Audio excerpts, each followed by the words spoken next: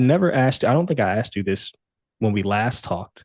Mhm. How did you get into owning your first firearm? Like, was there a significant event that happens? Was somebody there to guide you into this? That's a funny story. I will say I got into firearms from a position of privilege, and I'm fully aware of that. When I turned 40, I wanted to learn how to shoot a gun. I grew up in the country. Well, I was born and raised in Raleigh, but we spent a lot of time in the country with my grandparents. And my grandfather had his shotguns and rifles for hunting and things. And, Mhm. guns were around, but I just never had an interest in them. And so my Right. husband was in the Marine Corps. I knew he was familiar with firearms. And so when I turned Okay. 40, I said, hey, I just want to learn how to shoot a gun. It's a bucket list thing. My kids are older. Let's do it. So he was smart. He said, I'm not going to teach you because that's not going to work. You're not going to listen to me. I'm going to hire someone. And he went and Mm. he found a great person. He hired a local top shot winner here in the Mm. area to teach me. I went to his amazing class. The first shot scared the bejesus out of me.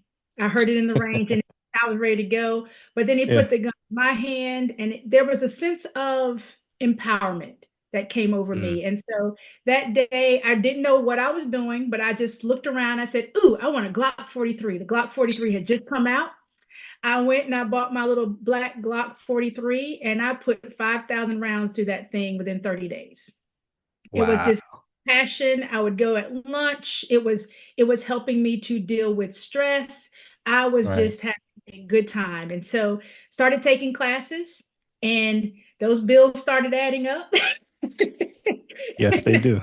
And that's when I just kind of had this aha moment because my husband and I are pastors, and we counsel a lot of people, and I'm thinking, Yeah. this person needs this, and this person needs this, and this person needs Hmm. this.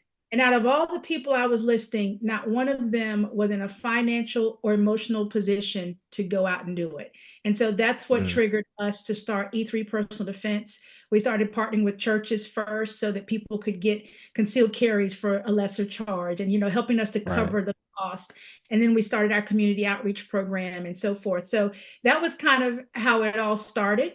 And Wow. then the selfish part was, by starting a business, I could at least cover the cost of my own training, so or at least write it off.